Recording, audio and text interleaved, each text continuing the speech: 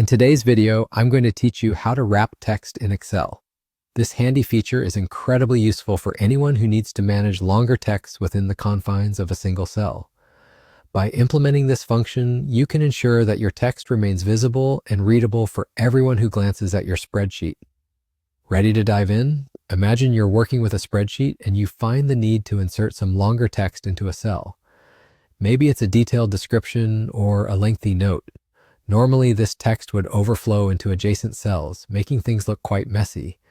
But don't worry, Excel has a neat function called wrap text to keep your content organized and easily readable. This feature allows the text to fit within the original cell while still being completely visible. Let's walk through an example. You might have a data table with a description that runs through several adjacent cells. Without the wrap text function, the content might spill over, and if you add any text to the neighboring cell, it obscures the overflowing text, letting you see only partial content. This is why wrapping text becomes the ideal solution.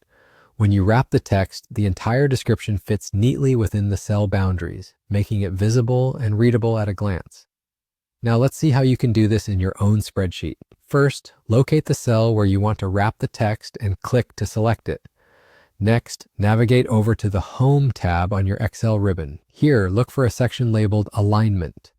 Within this group, you'll find the button for the Wrap Text function. Click it, and voila! Your text instantly wraps within the confines of the chosen cell.